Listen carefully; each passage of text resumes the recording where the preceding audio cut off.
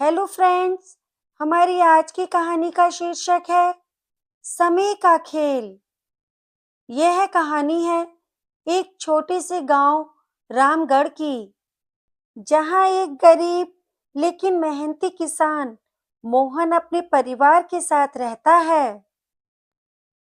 मोहन की जिंदगी खेती पर निर्भर है, लेकिन समय के साथ साथ उसकी उपजाऊ जमीन धीरे धीरे बंजर होने लगती है। फसल ना होने से घर की हालत बिगड़ने लगती है और परिवार के भविष्य की चिंता उसे सताने लगती है। मोहन अपनी पत्नी सरिता से सलाह करता है। सरिता समझदार और धैर्यवान महिला है। वह मोहन को सलाह देती है कि वह गांव के दयालु जमींदार हरि प्रसाद चौधरी से मदद मांगे। जमींदार मोहन की ईमानदारी और मेहनत से प्रभावित होकर उसे गांव के बाहर एक खेत खेती के लिए दे देता है। एक दिन खेत में काम करते करते अचानक मोहन को सांप काट लेता है और वह वहीं बेहोश होकर गिर पड़ता है। शाम तक जब मोहन घर नहीं लौटता तो सरिता और उसका बेटा अमन बहुत घबरा जाते हैं। अगली सुबह सरिता जमींदार को सारी बात बताती है। जमींदार तुरंत एक आदमी को खेत पर भेजता है, जहां मोहन बेहोशी की हालत में मिलता है। गांव के वैद्य गोपाल वैद्य मोहन का इलाज करते हैं। जहर तो उतर जाता है, लेकिन वे बताते हैं कि मोहन गहरे कोमा में है और उसके ठीक होने में समय लग सकता है। यह सुनकर सरिता टूटती नहीं, बल्कि और मजबूत हो जाती है।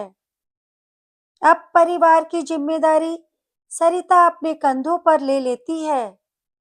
बेटा अमन काम करना चाहता है, लेकिन सरिता उसे पढ़ाई जारी रखने के लिए कहती है, क्योंकि मोहन का सपना है कि उसका बेटा बड़ा अफसर बने।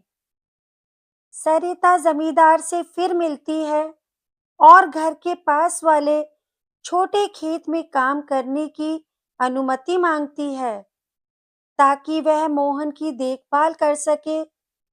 सुबह खेत में मेहनत, दोपहर में गांव के लोगों के घरों में काम और रात में अमन की पढ़ाई।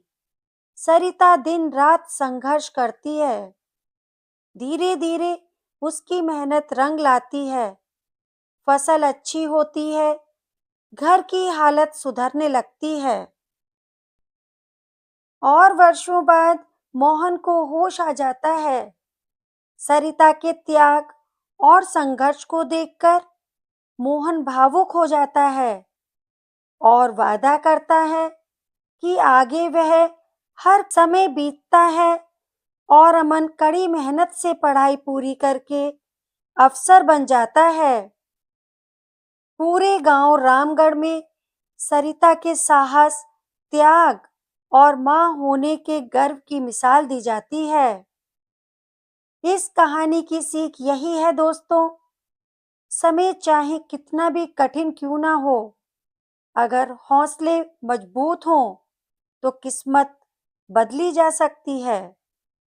एक त्यागी माँ पूरे परिवार और आने वाली पीढ़ी का भविष्य उज्जवल बना सकती है। अगर आपको हमारी कहानी अच्छी लगे तो लाइक, सब्सक्राइब और शेयर ज़रूर करिएगा। अगली कहानी में जल्द ही मिलेंगे। Bye bye.